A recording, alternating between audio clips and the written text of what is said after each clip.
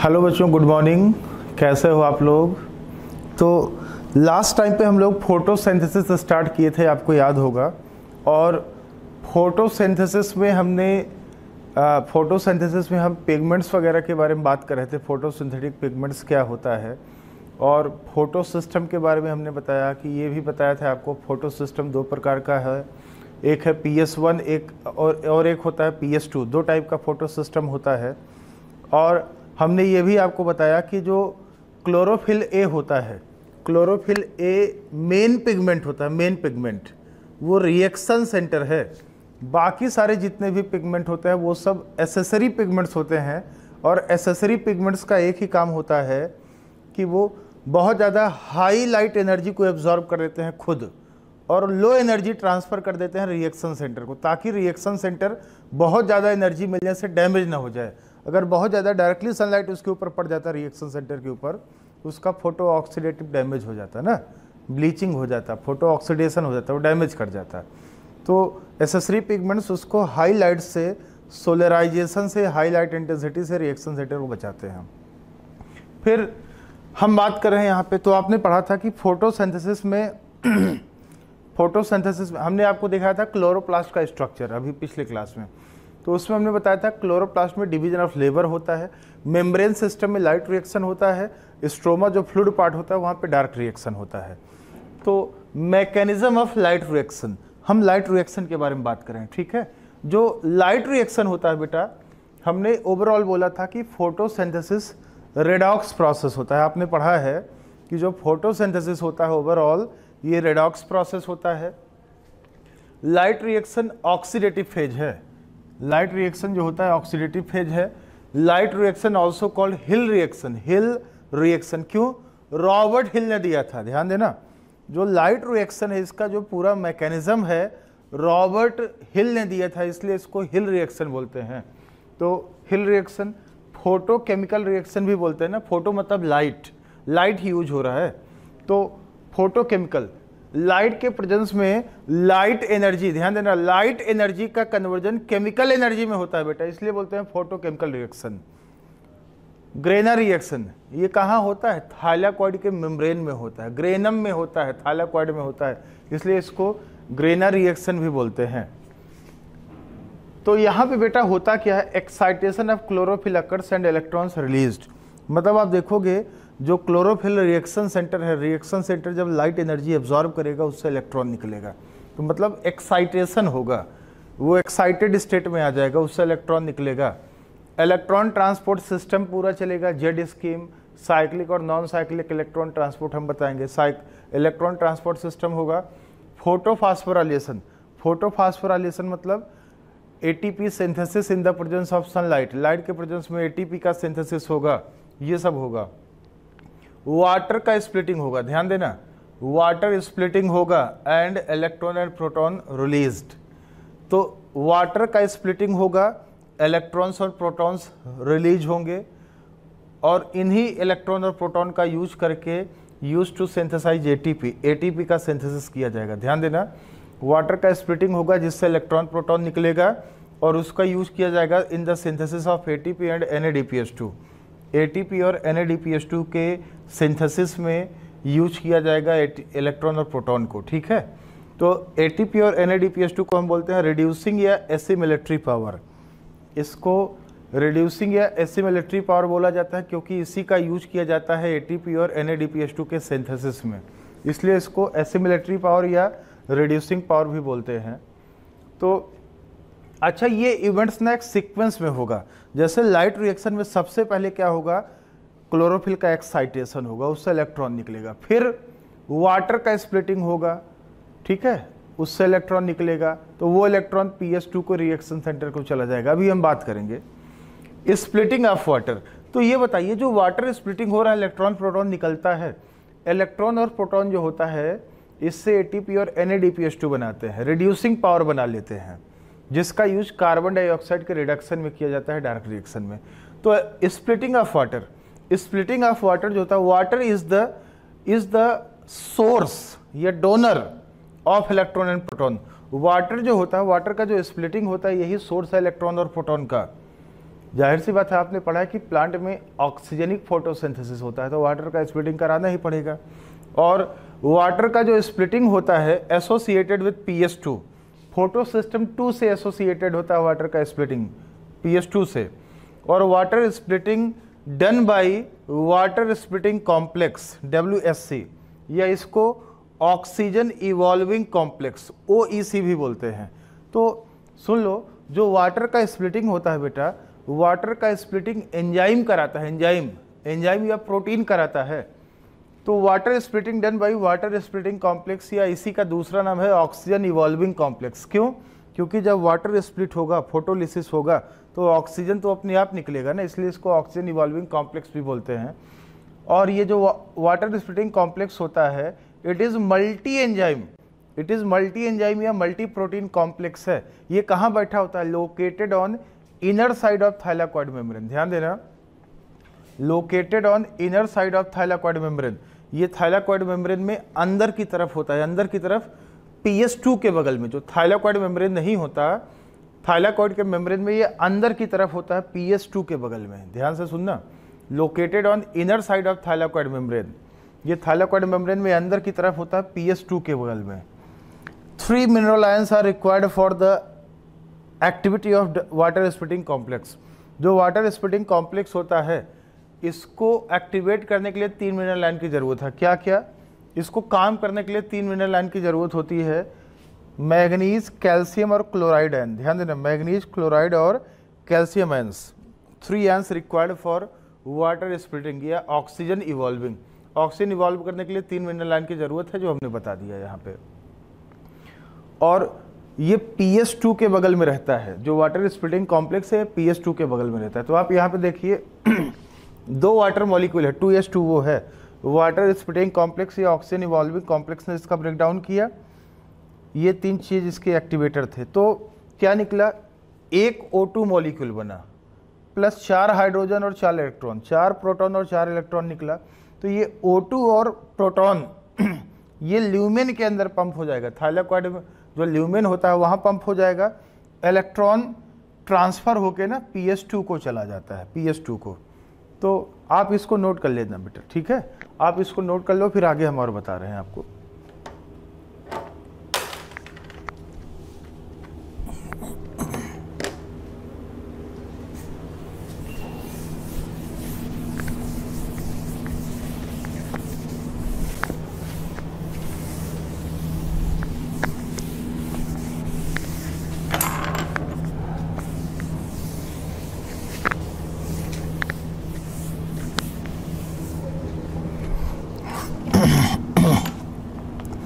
एक चीज ध्यान देना, जैसे मान लीजिए ये थाइलाकॉइड मेम्ब्रेन है, ठीक है?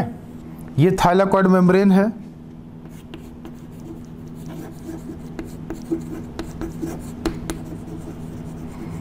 Thylakoid membrane. अंदर का ये जो स्पेस होता है, स्पेस को बोलते हैं ल्यूमेन, ठीक है? तो बेटा एक चीज ध्यान देना, थाइलाकॉइड मेम्ब्रेन में हम आपको बता दें, थाइलाकॉइड मेम्ब्रेन में आप देखोगे जो PS2 होता है, PS2 मेम्ब्रेन में अंदर की तरफ होता है। ये PS2 है जो मेम्ब्रेन में ना, देखो थाइलाकॉइड मेम्ब्रेन में अंदर की तरफ है। और इसी के बगल में रहता है वाटर स्प्लिटिंग कॉम्प्लेक्स। जो वाटर स्प्लिटिंग कॉम्प्लेक्स है ये PS2 के ही बगल रहता है, ये भी थाइलाकॉइड के मेम्ब्रेन पे बैठा होता है।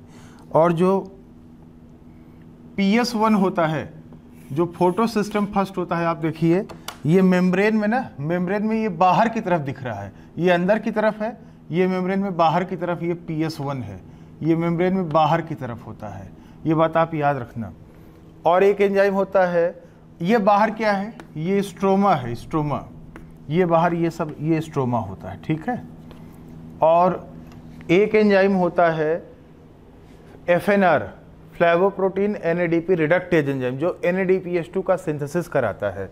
तो जो FNR एंजाइम होता है, FNR ये भी थाइलाकॉइड के मेम्ब्रेन में बैठा होता है, लेकिन स्ट्रोमा की तरफ बाहर निकला रहता है। जो FNR एंजाइम होता है, ये एंजाइम है FNR, पूरा नाम है flavoprotein NADP reductase, flavoprotein NADP reductase enzyme. ये एंजाइम बैठा तो थाइलाकॉइड मेम्ब्रेन पे ही है, लेकिन ये स्ट्रोमा की तरफ निकला रहता है, स्ट्रोमा की तरफ, और यही NADPH2 का सिंथेसिस कराता है, NADPH2 बनाता है। ठीक है, तो आप इसको लिख लीजिए, नोट कर लीजिए, फिर आगे हम और भी चीज़ें आपको बता रहे हैं। ठीक है, इसको बना लीजिए, आप पहले लिख लीजिए।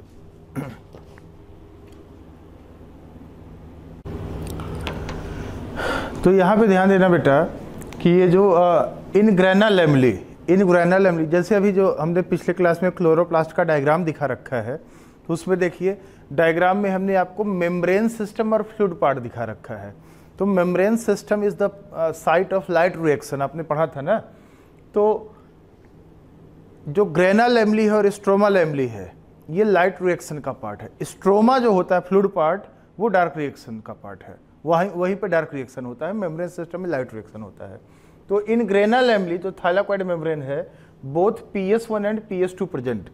ग्रेना लैमेली में PS1 PS2 दोनों मौजूद होता है, whereas in stroma lamellae में फ्रेट चैनल जिसको बोलते हैं, only PS1 present.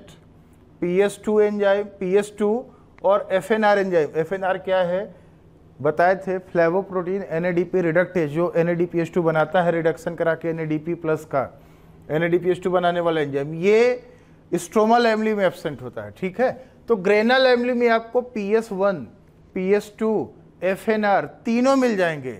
Stroma lamellae में सिर्फ PS1 होगा, PS2 और FNR एंजाइम क्या होगा, ये एब्सेंट होगा। ठीक है, ये बात आप याद रखना। तो बेटा एक चीज बताएं, जो साइक्लिक फोटोफॉस्फोराइलेशन होता है वो स्ट्रोमा लैमेली में होता है, उसमें सिर्फ PS1 पार्टिसिपेट करेगा। इसका मतलब साइक्लिक में PS2 नहीं रहेगा, PS2 नहीं रहेगा तो वाटर स्प्लिटिंग नहीं होगा, ऑक्सीजन रिलीज नहीं होगा, और FNR एंजाइम भी नहीं रहेगा तो NADPH2 भी नहीं बनेगा, सिर्फ वहाँ पे PS1 का रोल रहेगा बस। जबकि नॉन साइक्लिक में PS1 PS2 FNR भी है, मतलब वाटर स्प्लिटिंग भी होगा, ऑक्सीजन भी रिलीज होगा, ATP भी बनेगा, NADPH2 भी बनेगा। साइक्लिक में सिर्फ ATP बनेगा, NADPH2 नहीं बनेगा, और ऑक्सीजन भी रिलीज नहीं होगा। Difference between PS1 and PS2, PS1 और PS2, फोटो सिस्टम फर्स्ट और फोटो सिस्टम सेकंड, इनके बीच में क्या डिफरेंस है, क्या अंतर है, ये हम आपको यहाँ पे बताने की कोशिश की है, बताने वाले हैं। PS1 ध्यान देना, फोटो सिस्टम फर्स्ट। PS1 का नाम PS1 क्यों पड़ा पता है? 1 का मतलब पहले डिस्कवरी हुआ, PS1 का डिस्कवरी पहले हुआ, इसलिए नाम पड़ गया PS1। लेकिन एक बार बताएं, जब इलेक्ट्रॉन ट्रांसपोर्ट सिस्टम होगा ETS में इसका रोल बाद में आता है, ETS में PS2 पहले आता है। ठीक है, तो discovered first, so called PS1, discovery पहले हुआ इसलिए नाम दे दिया गया 1, but function later in ETS। तो एक बार बताओ, नीट में क्वेश्चन अगर आ जाए कि PS1 and PS2 are named according to their function या डिस्कवरी, तो आंसर होगा डिस्कवरी। डिस्कवरी के अकॉर्डिंग इनका नाम पड़ा है, ना कि फंक्शन के अकॉर्डिंग। तो पहले डिस्कवर हुआ लेकिन काम बाद में करता है ETS में, इसका डिस्कवरी बाद में हुआ लेकिन ETS में इसका फंक्शन पहले आता है।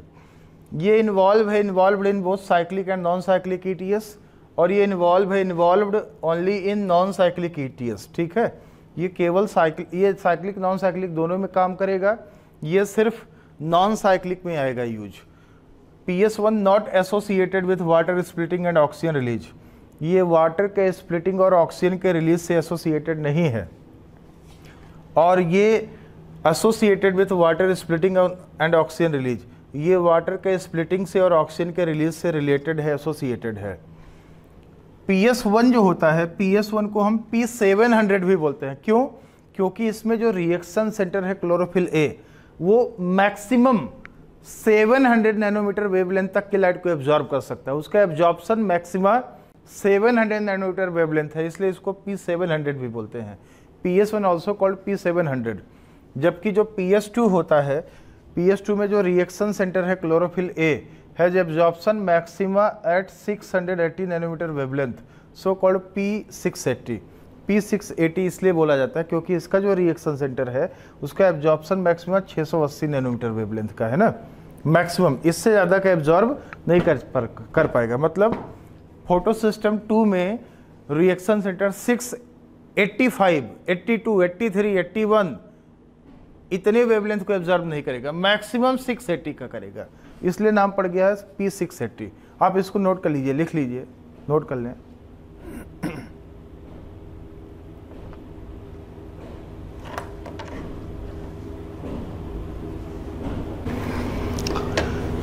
तो यहाँ पे ध्यान देना बच्चों, हम लोग बात करेंगे इलेक्ट्रॉन ट्रांसपोर्ट सिस्टम के बारे में, ठीक है। Electron transport system ETS, ETS को हमने स्लैश करके फोटोफॉस्फोराइलेशन भी लिखा है, फोटोफॉस्फोराइलेशन, क्योंकि बेटा है क्या, जब इलेक्ट्रॉन ट्रांसपोर्ट होगा, जब इलेक्ट्रॉन ट्रांसपोर्ट होगा तो एटीपी भी बनेगा, और क्योंकि ये लाइट के प्रेजेंस में एटीपी बन रहा है तो इसको हम फोटोफॉस्फोराइलेशन बोल रहे हैं ना। तो लाइट के प्रेजेंस में एटीपी का सिंथेसिस हो रहा है, इसलिए इसको बोल रहे हैं हम फोटोफॉस्फोराइलेशन। आपने रेस्पिरेशन पढ़ा था, रेस्पिरेशन में भी आपने ईटीएस पढ़ा था, जो माइटोकॉन्ड्रिया के इनर मेम्ब्रेन पे हो रहा था, और वहाँ भी एटीपी बन रहा था, क्योंकि वो रेस्पिरेशन में हो रहा था, इसलिए बोलते हैं उसको ऑक्सीडेटिव फास्फोराइलेशन। और ये लाइट के प्रेजेंस में एटीपी बन रहा है, इसलिए इसको बोलते हैं फोटोफॉस्फोराइलेशन, ठीक है। तो इलेक्ट्रॉन ट्रांसफर जब होगा तो एटीपी भी बनेगा। तो इलेक्ट्रॉन ट्रांसपोर्ट सिस्टम दिखाएंगे आपको हम, इलेक्ट्रॉन ट्रांसपोर्ट सिस्टम, और साथ में दिखाएंगे कि कैसे एटीपी बनेगा। तो इसलिए इसको लाइट के प्रेजेंस में बन रहा है, इसलिए इसको फोटोफॉस्फोराइलेशन बोलते हैं। तो synthesis of ATP is called phosphorylation. Phosphorylation दो टाइप का है, ऑक्सीडेटिव फास्फोराइलेशन और फोटोफॉस्फोराइलेशन। ऑक्सीडेटिव फास्फोराइलेशन जो होता है, इसका साइट है mitochondria. Mitochondria is the site of, जाहिर सी बात है, रेस्पिरेशन। रेस्पिरेशन में ऑक्सीडेटिव फास्फोराइलेशन होता है, एटीपी बनता है। तो एटीपी सिंथेसिस ड्यूरिंग रेस्पिरेशन, ये होता है ऑक्सीडेटिव फास्फोराइलेशन। और फोटोफॉस्फोराइलेशन का साइट है क्लोरोप्लास्ट। इसका साइट था माइटोकॉन्ड्रिया का इनर मेम्ब्रेन, इसका साइट है क्लोरोप्लास्ट का थाइलाकॉइड मेम्ब्रेन। ग्रेना लेमली होता है फोटोफॉस्फोराइलेशन का। ATP synthesis during photosynthesis in the presence of sunlight, light के प्रेजेंस में एटीपी का बनना होता है फोटोफॉस्फोराइलेशन। फोटोफॉस्फोराइलेशन दो टाइप का है बेटा, साइक्लिक और नॉन साइक्लिक। ध्यान देना, फोटोफॉस्फोराइलेशन दो टाइप का है, साइक्लिक और नॉन साइक्लिक। हम दोनों के बारे में आपको बता रहे हैं, दोनों में क्या डिफरेंस है, डिफरेंस भी हम आपको बताएंगे, ठीक है। तो साइक्लिक और नॉन साइक्लिक के बारे में हम बात कर रहे हैं, इन दोनों में अंतर क्या है, डिफरेंस क्या है, ये भी आपको हम बता देते हैं। तो आप इसको नोट कर लीजिए, पहले लिख लीजिए आप इसको।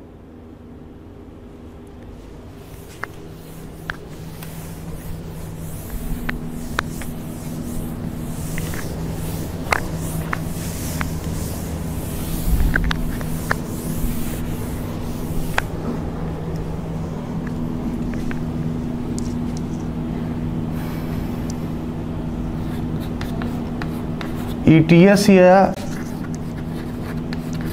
फोटोफॉस्फोराइलेशन,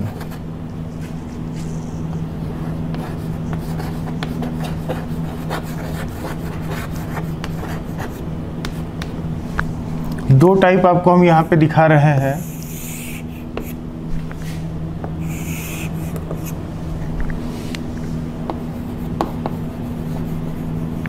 टू टाइप्स, एक है यहाँ पे साइक्लिक, पहले दिखा देते हैं non cyclic. Non cyclic ETS या फोटोफॉस्फोराइलेशन, और दूसरा है साइक्लिक ईटीएस या फोटोफॉस्फोराइलेशन, ठीक है। दोनों में डिफरेंस आपको बता दें। तो बेटा एक चीज़ ध्यान देना, ईटीएस और फोटोफॉस्फोराइलेशन दोनों बात सेम नहीं है। ईटीएस और फोटोफॉस्फोराइलेशन दोनों बात सेम नहीं है। ईटीएस का एक पार्ट है फोटोफॉस्फोराइलेशन, ध्यान देना, photophosphorylation is the part of ETS, दोनों सेम बात नहीं है। Photophosphorylation is the part of ETS. तो हम साथ में स्लैश करके क्यों दिखाए हैं, क्योंकि चाहे साइक्लिक प्रोसेस हो या नॉन साइक्लिक प्रोसेस हो, कोई सा भी ईटीएस हो, एटीपी तो बनना ही बनना है। लाइट के प्रेजेंस में एटी तो बनना ही बनना है ईटीएस के टाइम पे, इसलिए हम साथ में ये दिखा दिए। नॉन साइक्लिक एटीएस होगा जब तो एटीपी बनेगा, साइक्लिक एटीएस होगा तब भी एटीपी बनेगा। तो दोनों केस में एटीपी बनना है, इसलिए नॉन साइक्लिक ईटीएस में हम बोल देंगे non cyclic photophosphorylation, cyclic ETS में भी एटीपी बनता है, तो इसलिए हम बोल देते हैं साइक्लिक फोटोफॉस्फोराइलेशन। फोटोफॉस्फोराइलेशन दोनों में होना है, एटीपी दोनों में बनना है। तो दोनों में डिफरेंस देख लीजिए, साइक्लिक और नॉन साइक्लिक में डिफरेंस देख लीजिए। जो नॉन साइक्लिक होता है बेटा, नॉन साइक्लिक में आप देखोगे PS1 से इलेक्ट्रॉन निकलेगा और दोबारा वापस लौट के नहीं आएगा। इलेक्ट्रॉन निकलेगा तो लॉस हो जाएगा, दोबारा वापस लौट के नहीं आएगा, इसलिए बोलते हैं नॉन साइक्लिक। तो ध्यान देना, excited electron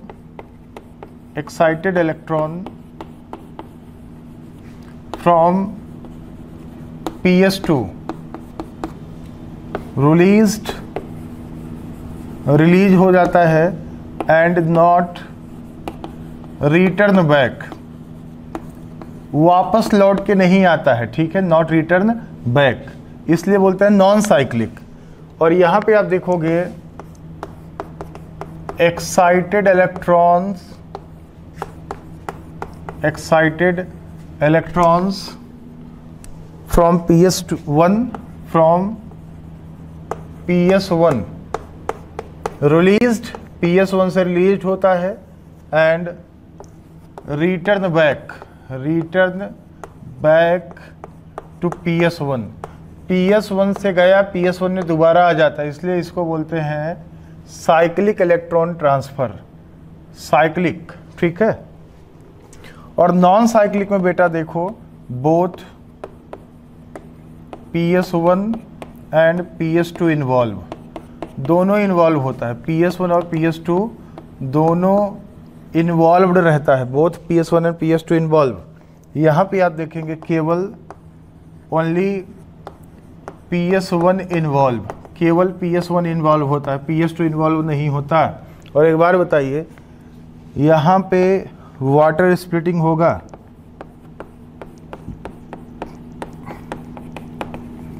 water splitting occurs and O2 evolved, water का स्प्लिटिंग होगा एंड ऑक्सीजन क्या होगा, इवॉल्व होगा, रिलीज होगा। और यहाँ पे देखेंगे बेटा, यहाँ पे नो वाटर स्प्लिटिंग, कोई भी H2O का स्प्लिटिंग नहीं होगा, नहीं टूटेगा, ऑक्सीजन नहीं निकलेगा, and no oxygen evolved, oxygen का इवोल्यूशन नहीं होगा, वाटर का स्प्लिटिंग नहीं होगा। और जो नॉन साइक्लिक ईटीएस होता है बेटा, नॉन साइक्लिक ईटीएस में आप देखोगे, इसमें ध्यान देना, एटीपी और NADPH2 दोनों बनेगा, ATP and NADPH2 synthesized both, दोनों का सिंथेसिस होगा, ध्यान देना, ATP और NADPH2 दोनों का सिंथेसिस होगा। और साइक्लिक में सिर्फ और सिर्फ ATP बनेगा, only ATP synthesized not NADPH2 का सिंथेसिस नहीं होगा, सिर्फ ATP का होगा। और जानते हैं नॉन साइक्लिक में एक ATP और 2 NADPH2 का सिंथेसिस होगा एक साइकिल में, 2 NAD, मतलब एक टर्न में एक ATP और 2 NADPH2 का एक बार में, एक नॉन साइक्लिक ETS में। और साइक्लिक में देखेंगे 2 ATP बनेगा, 2 ATP एक बार में, NADPH2 एक भी नहीं बनता है, ध्यान देना बेटा। और आप PS1 PS2 का डिफरेंस देख चुके हो ना बेटा, यहाँ पे PS1 PS2 भी है और FNR एंजाइम भी है, तो ATP भी बनेगा, NADPH2 भी बनेगा, PS2 है तो ऑक्सीजन भी निकलेगा। और बेटा इधर आप देखिए ना, सिर्फ PS1 है साइक्लिक में, PS2 नहीं है तो वाटर का स्प्लिटिंग नहीं होगा, और FNR नहीं है तो NADPH2 नहीं बनेगा ना नॉन ये साइक्लिक वाले में। तो ये जो साइक्लिक इलेक्ट्रॉन ट्रांसपोर्ट सिस्टम होता है बेटा, ये अकर्स कब होता है, occurs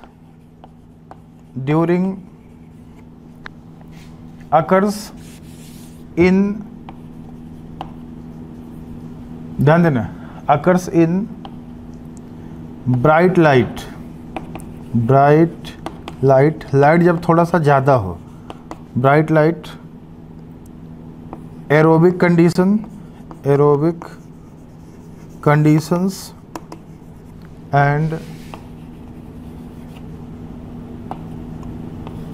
in the presence of CO2। और ये जो साइक्लिक वाला होता है occurs in low light anaerobic conditions and in the absence of CO2। और ये जो नॉन साइक्लिक ETS है बेटा ध्यान देना, ये डोमिनेंट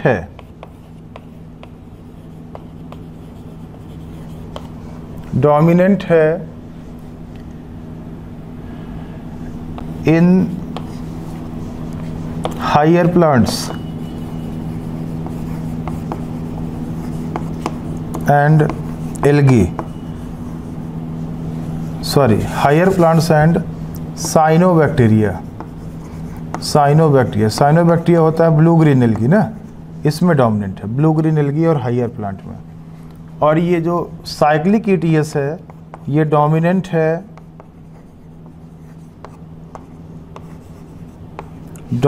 इन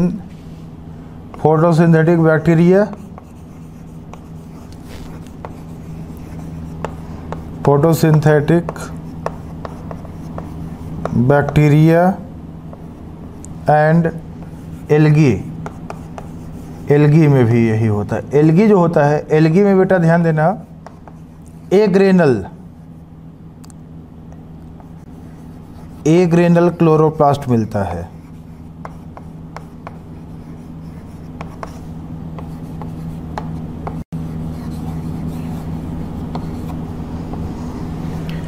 तो अंतिम के जो 2 पॉइंट्स हैं, ये दोनों पॉइंट्स आपको समझना है। देखिए ये जो नॉन साइक्लिक ETS है बेटा, नॉन साइक्लिक ETS जो होता है हमने लिखा है अकर्स इन ब्राइट लाइट, ये ब्राइट लाइट में होता है, लाइट जब बहुत ज़्यादा ब्राइट हो। एरोबिक कंडीशन जाहिर सी बात है, जब PS2 इन्वॉल्व है, वाटर का स्प्लिटिंग होगा तो अपने आप ऑक्सीजन एरोबिक हो जाएगा। ब्राइट लाइट इसलिए हमने बोला ये ब्राइट लाइट में क्यों होता है, क्योंकि यहाँ पे आप देखिएगा नॉन साइक्लिक में PS2 भी इन्वॉल्व है ना, और PS2 तक लाइट पहुँचने के लिए लाइट का वेवलेंथ कम होना चाहिए, एनर्जी ज़्यादा होना चाहिए। ध्यान देना PS2 कहाँ बैठा है, PS2 थाइलाकॉइड के मेम्ब्रेन में अंदर है, और मेम्ब्रेन के अंदर तक लाइट पहुँचने के लिए लाइट में एनर्जी ज़्यादा होना चाहिए। एनर्जी ज़्यादा होगा तो वेवलेंथ क्या होगा, कम होगा ना। इसलिए बेटा PS2 जो होता है, PS2 अंदर की तरफ बैठा है, अंदर की तरफ लाइट पहुंचना है तो लाइट थोड़ा ब्राइट होना चाहिए, उसका एनर्जी ज़्यादा होना चाहिए। तो देखो ये मैक्सिमम 680 नैनोमीटर वेवलेंथ की लाइट को लेता है, 680। और PS1 तो मेम्ब्रेन में ऊपर ही बैठा है, और ऊपर बैठा है तो कम भी लाइट होगा, कम एनर्जी का लाइट होगा तब भी उसको मिल जाएगा।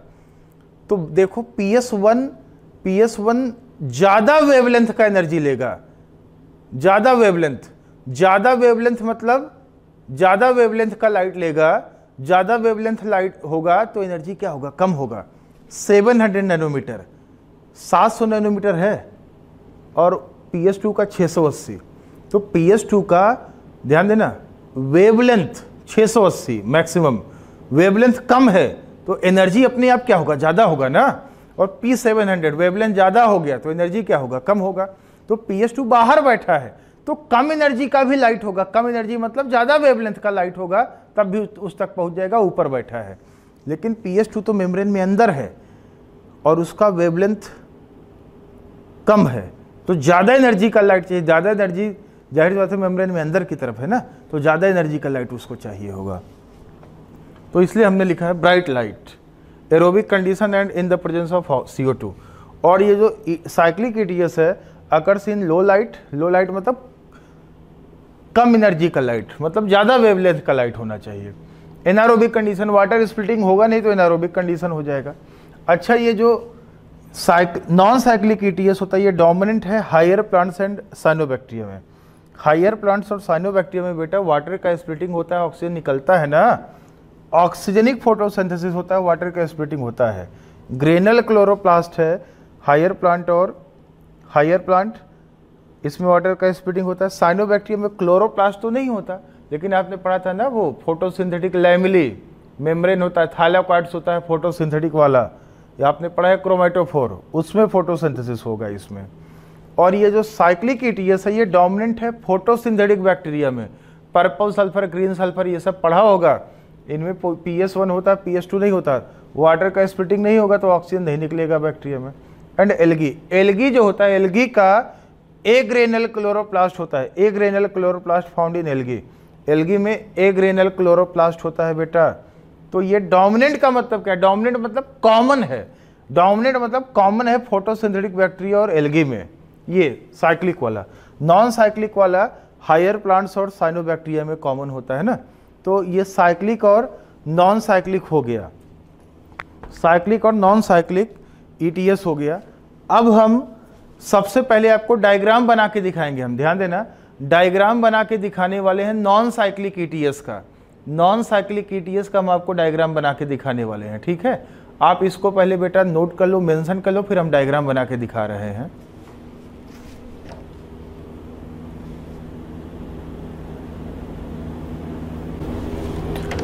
तो यहाँ पे बेटा ध्यान देना, ये डायग्राम हमने दिखा रखा है Z scheme of electron transport की, ठीक है, Z scheme of electron transport.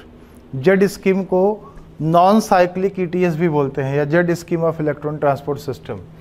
और इसको दिया था given by Robert Hill and Bendall, Bendall और रॉबर्ट हिल दोनों ने मिलके Z scheme of electron transport system दिया था, ईटीएस दिया था।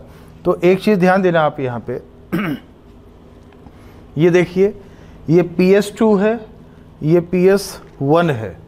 तो PS2 से इलेक्ट्रॉन निकला, ठीक है, तो ये ऊपर गया, फिर ये नीचे आया, फिर ये ऊपर गया। तो देखिए ना, ऊपर गया, नीचे आया, फिर ऊपर गया, जेड के आकार में आपको दिख रहा है ना, ये और ये जेड के आकार में दिख रहा है, इसलिए इसको बोल दिया Z scheme of electron transport. ध्यान देना, Z scheme of electron transport बोला गया जेड के आकार में। तो ये नॉन साइक्लिक ईटीएस है। तो यहाँ पे देखिए, यहाँ पे हमने लिखा हुआ है, आपको ध्यान से देखना है, दिख रहा होगा आपको, यहाँ पे हमने ये लिखा है रेडॉक्स पोटेंशियल, ध्यान दो, यहाँ पे हमने लिखा है रेडॉक्स पोटेंशियल। रेडॉक्स पोटेंशियल को ऑक्सीडेशन रिडक्शन पोटेंशियल भी बोलते हैं, इसको वोल्ट में या मिली वोल्ट या मिली वोल्ट में इसको मेजर किया जाता है। रेडॉक्स पोटेंशियल नीचे हाई है, नीचे से ऊपर जाने पे रेडॉक्स पोटेंशियल कम होता जाएगा, ठीक है। और बेटा यहाँ पे ध्यान दो, ये हमने एक ये लाइन बना रखा है, लाइन के अंदर ये ल्यूमेन है, ल्यूमेन। जैसे आप देखो, आपको याद है ना, आप जैसे ये देखिए, ये क्लोरोप्लास्ट का ये थाइलाकॉइड है, ये थाइलाकॉइड मेम्ब्रेन है, और मेम्ब्रेन के अंदर का स्पेस क्या कहलाता है? ल्यूमेन कहलाता है। तो ये पूरा प्रोसेस थाइलाकॉइड के मेम्ब्रेन में हो रहा है, और ल्यूमेन में प्रोटॉन का पंपिंग होगा, ठीक है। तो ये चीज़ आप याद रखिए। तो यहाँ पे ध्यान देना आप लोग। तो ये सारा प्रोसेस कहाँ हो रहा है? ये सारा प्रोसेस थाइलाकॉइड के मेम्ब्रेन में होगा, ठीक है।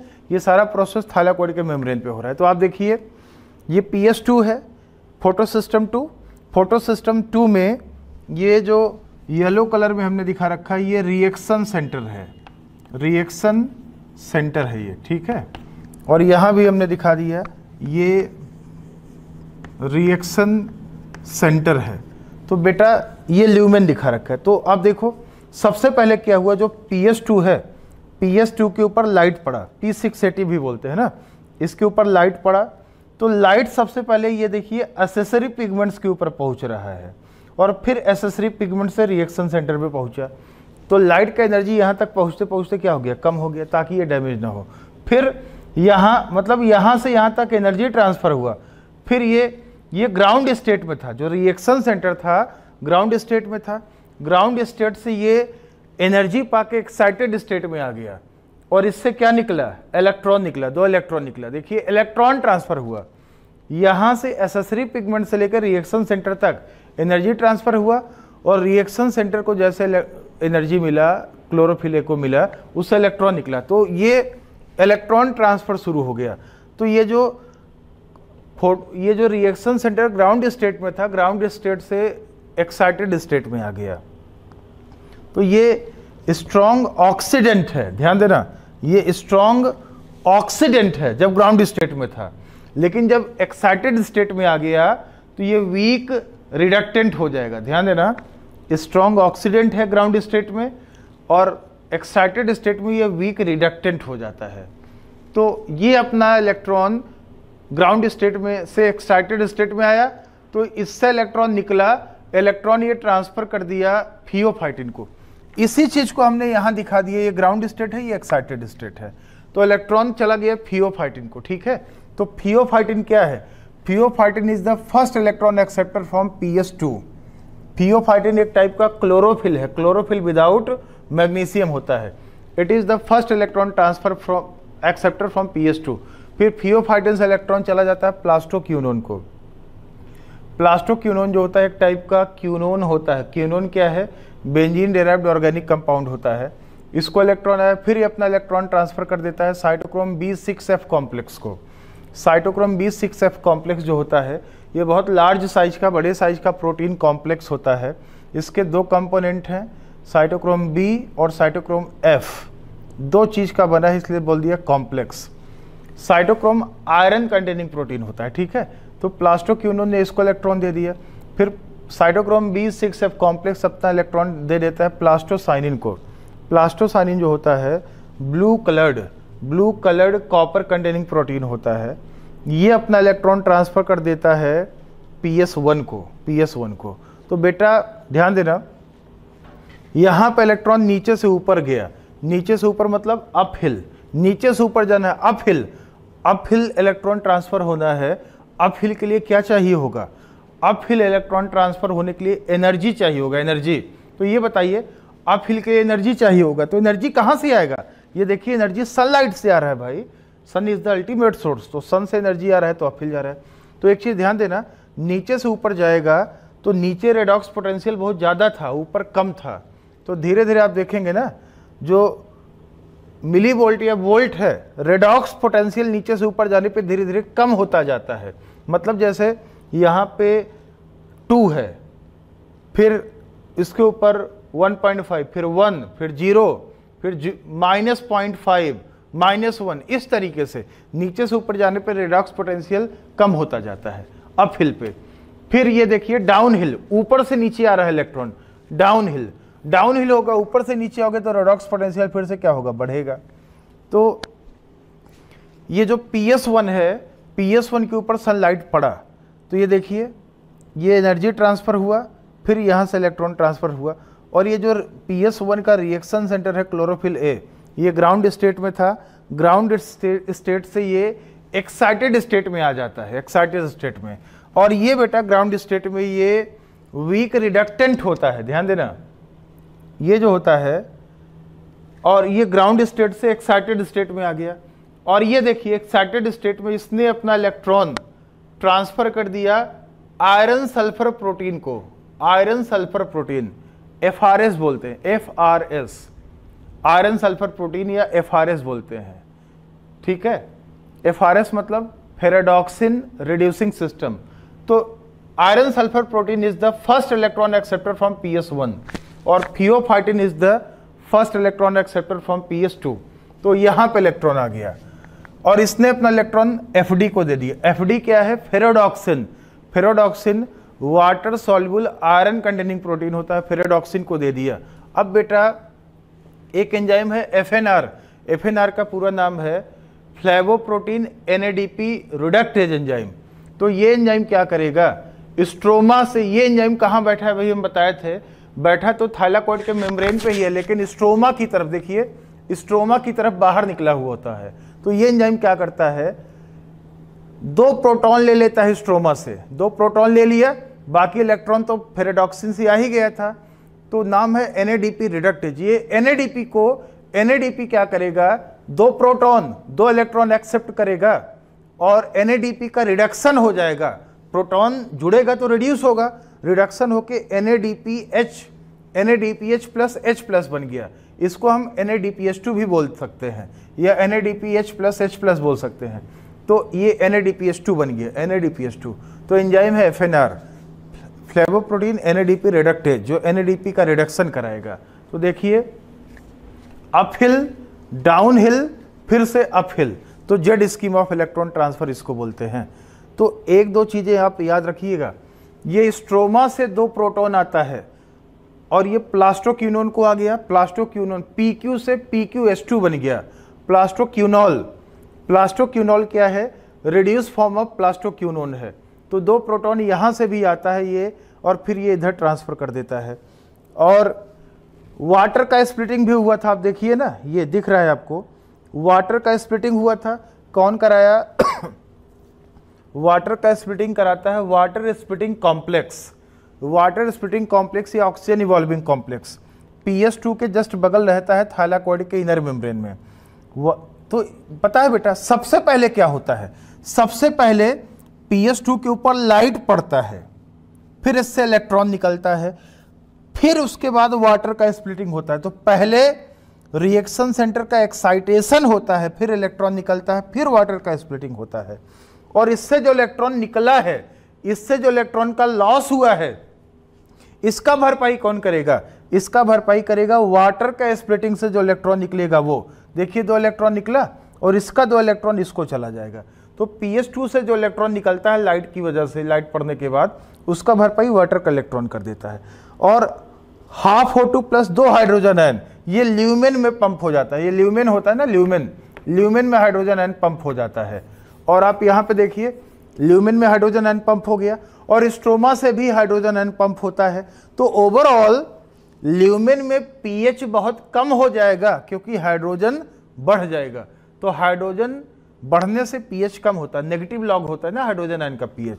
तो हाइड्रोजन बढ़ा, pH कम हो गया। pH कम होने का मतलब एसिडिटी बढ़ेगा, ठीक है। और स्ट्रोमा में अगर आप देखो, स्ट्रोमा में ल्यूमेन की तुलना में pH ज्यादा है, हाइड्रोजन आयन क्योंकि कम है ना ये। तो एक प्रोटॉन ग्रेडियंट डेवलप हो गया, यहां प्रोटॉन कम, यहां प्रोटॉन ज्यादा, और ये थाइलाकॉइड मेम्ब्रेन, तो प्रोटॉन ग्रेडियंट बन गया है। तो फाइनली एक बात बताइए, फाइनली एक चीज आपको ये बताना है, ये जो Z scheme of electron transport है, नॉन साइक्लिक इलेक्ट्रॉन ट्रांसपोर्ट, इसमें सबसे पहला एक्सटर्नल इलेक्ट्रॉन प्रोटॉन डोनर कौन है? वाटर है। वाटर ही तो इलेक्ट्रॉन प्रोटॉन डोनेट कर रहा है बाहर से, एक्सटर्नल। और सबसे अंतिम एक्सेप्टर कौन है? NADP प्लस है। क्या बन रहा है? NADPH2 बन रहा है, ठीक है। तो ये आप चीज याद रखना, ये आप नोट कर लीजिए, फिर आगे हम और बताते हैं। नोट कर लो, आप लिख लो, बना लो।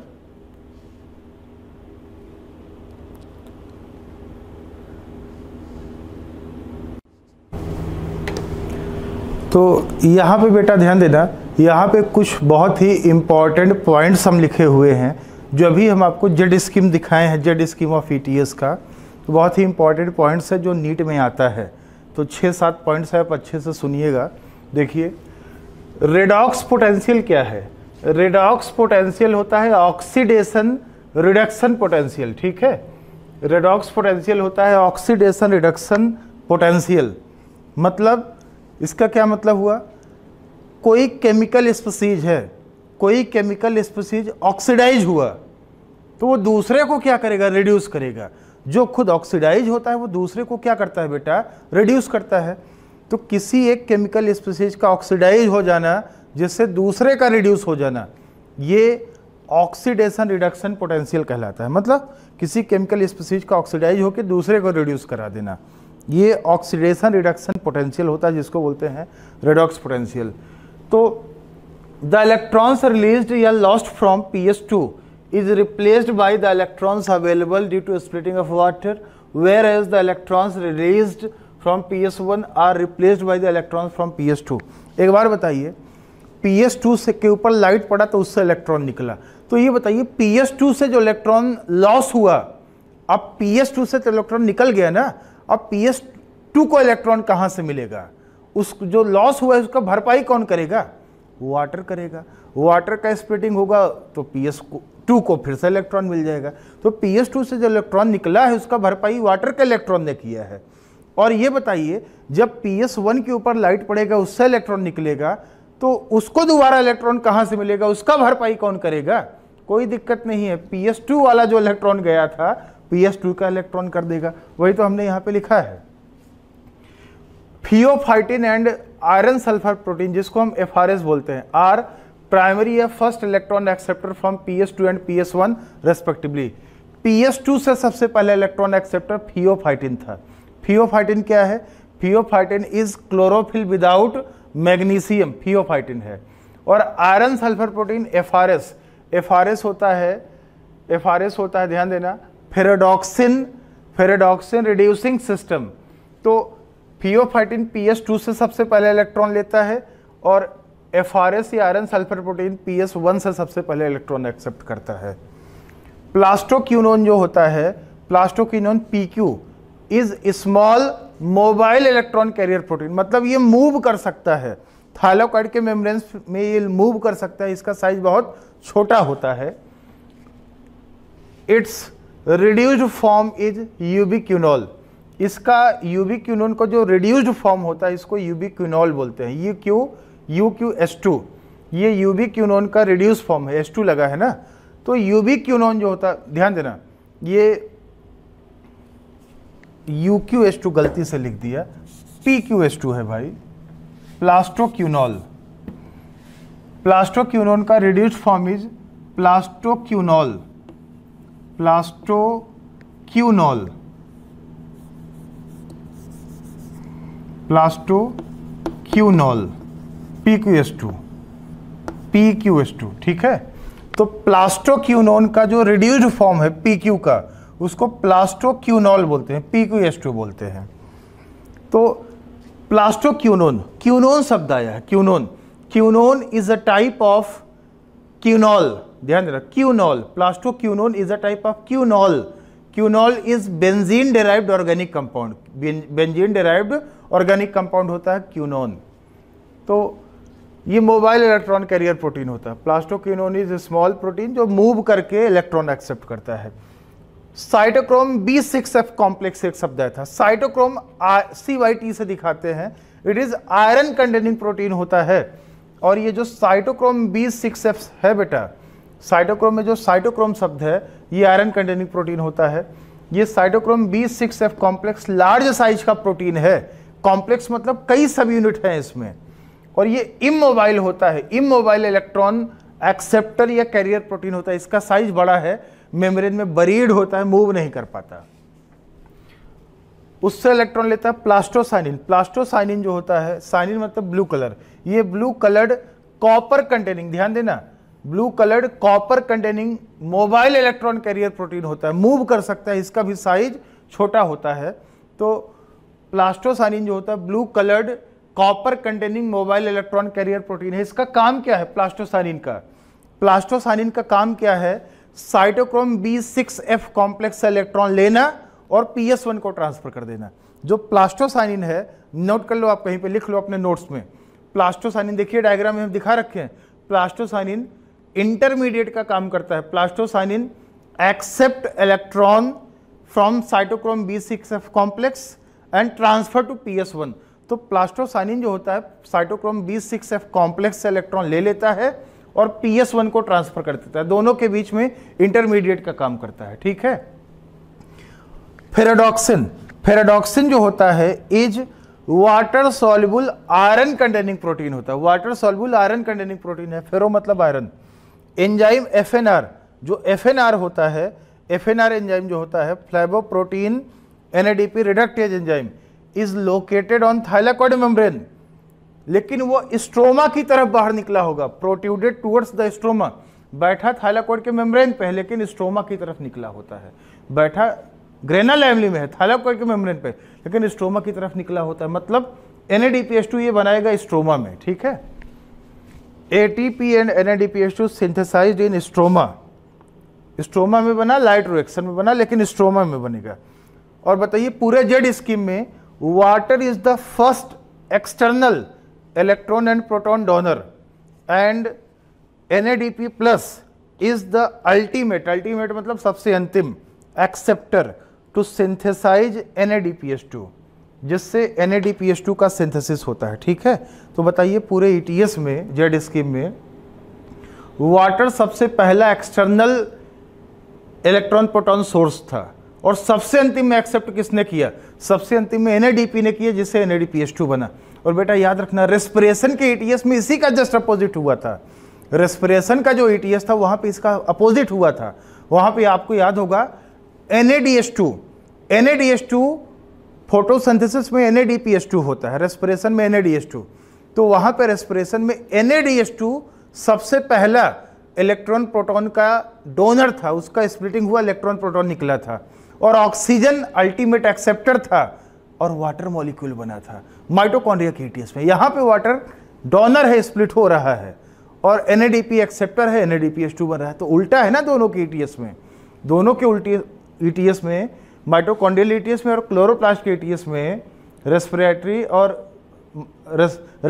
और फोटोसिंथेटिक ETS में डोनर और एक्सेप्टर दोनों के अपोजिट है एकदम ना। तो ये आप नोट कर लीजिए। अब ये नॉन साइक्लिक हो गया। अब हम आपको साइक्लिक ETS बताने वाले हैं, साइक्लिक ETS। तो आप इसको ना ऐसा करिए, आप इसको लिख लीजिए, नोट कर लीजिए बेटा, पहले आप इसको लिख लें।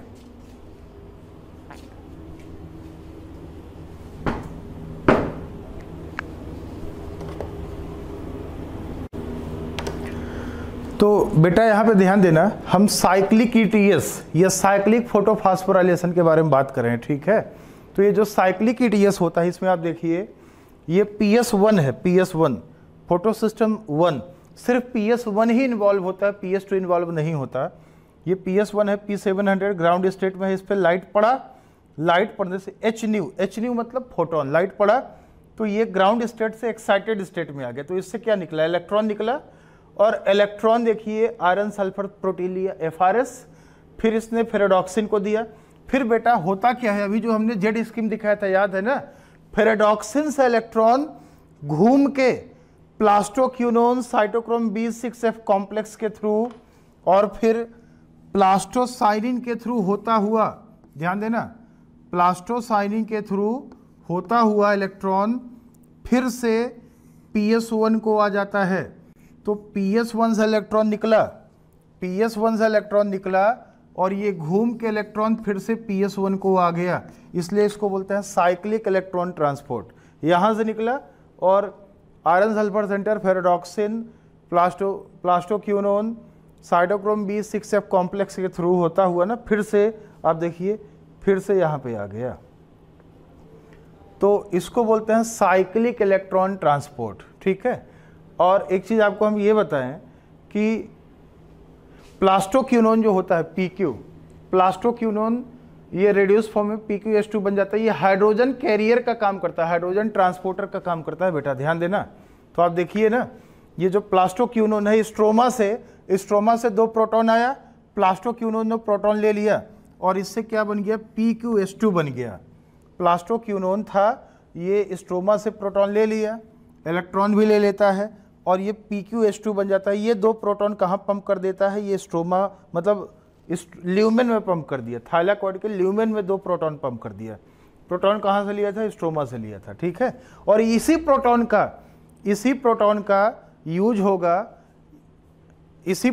यूज होगा ATP के सिंथेसिस में। ठीक है, इसी प्रोटॉन का यूज होगा ATP के सिंथेसिस में।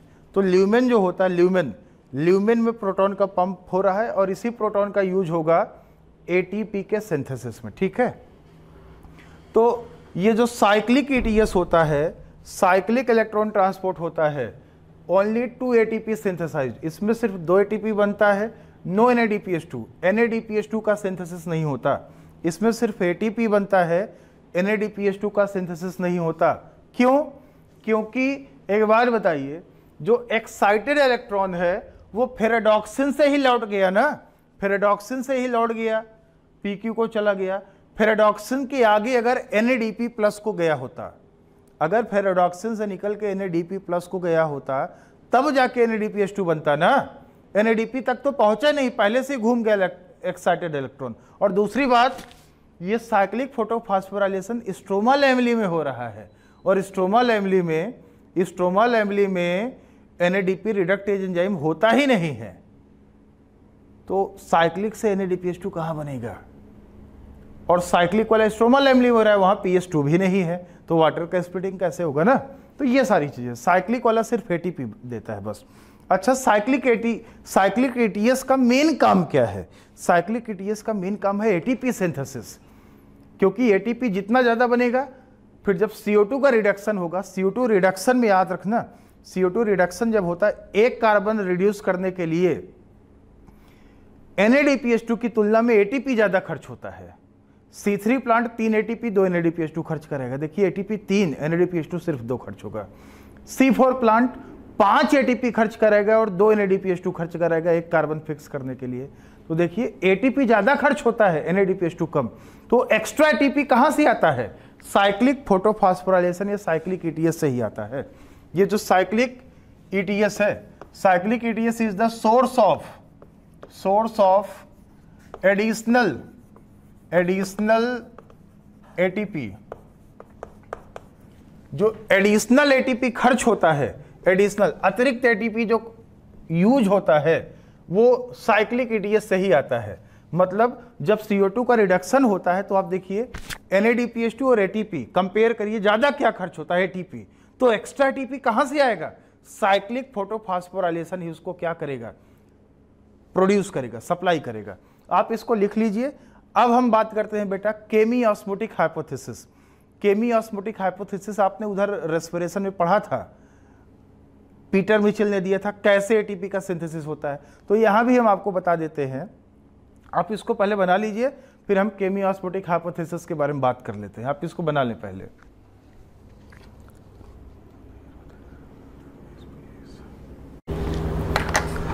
तो यहाँ पे ध्यान देना बेटा, यहाँ पे हम केमी-ऑस्मोटिक हाइपोथेसिस के बारे में बात कर रहे हैं। जो केमी-ऑस्मोटिक हाइपोथेसिस है, ये आपने रेस्पिरेशन में भी पढ़ा था, आपको याद है, गिवन बाय पीटर मिचेल। जहाँ जहाँ भी ATP बनेगा प्रोटॉन ग्रेडियंट के थ्रू, तो वहाँ पे यही केमी-ऑस्मोटिक हाइपोथेसिस अप्लाई होगा। जहाँ जहाँ पे ETS में ATP बनेगा, तो explains the mechanism of ATP synthesis. जो केमी-ऑस्मोटिक हाइपोथेसिस है, explains the mechanism of ATP synthesis. ये बोलता है during ETS proton gradient and electron या electrochemical gradient develops across thylakoid membrane which together constitute proton motive force। मतलब proton gradient और electron या electrochemical gradient दोनों मिलके प्रोटॉन मोटिव फोर्स बनाता है रिक्वायर्ड फॉर ATP सिंथेसिस। तो ध्यान देना, ETS में क्या होता है बेटा, प्रोटॉन ग्रेडियंट बनता है और इलेक्ट्रॉन ग्रेडियंट बनता है, दोनों मिलके प्रोटॉन मोटिव फोर्स बना लेता है। और प्रोटॉन मोटिव फोर्स का बनना, प्रोटॉन ग्रेडियंट का बनना कपल्ड है ATP के सिंथेसिस से, ठीक है। और ATP का सिंथेसिस कराता है F0 F1, दोनों मिलके F0 F1 ATP सिंथेज बोलते हैं, ये कराता है। तो requirement for ATP synthesis, ATP बनने के लिए क्या क्या रिक्वायरमेंट है? प्रोटॉन ग्रेडियंट का बनना, प्रोटॉन मोटिव फोर्स का बनना, मेम्ब्रेन चाहिए होता है। वहाँ पे रेस्पिरेशन में माइटोकॉन्ड्रिया का मेम्ब्रेन था, इनर मेम्ब्रेन, यहाँ थाइलाकॉइड का मेम्ब्रेन है। प्रोटॉन कैरियर होना चाहिए, जैसे F0 पार्ट जो होता है, F0 वो प्रोटॉन का कैरियर का काम करता है, प्रोटॉन का फैसिलिटेटेड डिफ्यूजन कराता है। हम रेस्पिरेशन में सारा चीज़ बता चुके हैं। और ATP सिंथेज चाहिए, जो ATP बनाए। F1 पार्ट जो होता है, F1 वो ATP बनाता है ना, ये। तो ये बताइए, ये प्रोटॉन कहाँ से आता है? प्रोटॉन का सोर्स क्या है बताइए आप जरा। जो सोर्स है, source of proton, source of proton, proton का सोर्स क्या है? प्रोटॉन का सोर्स यहाँ पे एक तो स्प्लिटिंग ऑफ वाटर है, वाटर का जो स्प्लिटिंग हो रहा है, स्प्लिटिंग ऑफ वाटर, वाटर का स्प्लिटिंग जो होता है, ये प्रोटॉन देने का काम करता है। दूसरा, स्ट्रोमा से भी देखिए प्रोटॉन पंप हो रहा है ल्यूमेन में, ये देखिए ल्यूमेन है, H+ pumping from stroma, stroma से भी प्रोटॉन का पंपिंग हो रहा है, जिससे ल्यूमेन में प्रोटॉन का कंसंट्रेशन बहुत ज़्यादा हो जाता है। तो आप देखिए ज़रा, ये PS2 है, PS2 के ऊपर लाइट पड़ा, ठीक है। ये पूरा हमने थाइलाकॉइड का मेम्ब्रेन दिखा रखा है, जो ETS आपको हम बताए थे अभी। और ये अंदर का स्पेस जो होता है ल्यूमेन होता है। ये बाहर क्या है, ये बाहर पूरा स्ट्रोमा है, स्ट्रोमा, ये सब पूरा स्ट्रोमा है, ये भी स्ट्रोमा है बाहर। तो देखिए PS2 के ऊपर लाइट पड़ा, इलेक्ट्रॉन निकला, इलेक्ट्रॉन थियोफाइटिन के थ्रू होता हुआ प्लास्टोक्यूनोन को चला गया, और वाटर का स्प्लिटिंग हुआ, वाटर स्प्लिटिंग कॉम्प्लेक्स ने कराया, और इससे जो इलेक्ट्रॉन निकला वो PS2 को चला गया था, क्योंकि PS2 से लॉस होके इधर चला गया था जब लाइट पड़ा था ना। अब इलेक्ट्रॉन इधर चला गया और ऑक्सीजन और हाइड्रोजन आयन ल्यूमेन में पंप हो गया, ल्यूमेन में। अब बेटा PQ से इलेक्ट्रॉन PS1 को चला गया। अब PS1 के ऊपर लाइट पड़ा, आप देखिए ना, PS1 के ऊपर लाइट पड़ा, तो PS1 से इलेक्ट्रॉन निकला आयरन सल्फर प्रोटीन के थ्रू होता हुआ फेराडॉक्सिन को, फेराडॉक्सिन से NADP प्लस को, और एक एंजाइम है FNR, मतलब फ्लेवोप्रोटीन NADP रिडक्टेज एंजाइम। ये बैठा तो थाइलाकॉइड के मेम्ब्रेन पे होता है यहाँ पे, लेकिन बैठा तो यहाँ पे होता है, लेकिन स्ट्रोमा में यहाँ बाहर निकला होता है। बैठा यहाँ पे है लेकिन स्ट्रोमा की तरफ निकला होता है, और ये NADP प्लस का रिडक्शन करा के NADPH2 बना देता है। हाइड्रोजन वो स्ट्रोमा से ले लेता है, हम बताए थे, स्टार्टिंग में बताए थे ना। तो ये बताइए, स्ट्रोमा से भी हाइड्रोजन आयन पंप होकर ल्यूमेन में आ रहा है, और वाटर के स्प्लिटिंग से भी हाइड्रोजन आयन ल्यूमेन में आ रहा है। तो कहने का मतलब ल्यूमेन में प्रोटॉन का कंसंट्रेशन बहुत ज़्यादा हो गया, मतलब pH कम हो गया। किसकी तुलना में? यहाँ की तुलना में। ये स्ट्रोमा है, स्ट्रोमा में बेटा हाइड्रोजन आयन क्या होता है? कम होता है, pH ज़्यादा होता है। तो देखिए ये थाइलाकॉइड का मेम्ब्रेन है, यहाँ प्रोटॉन ज़्यादा, यहाँ प्रोटॉन कम।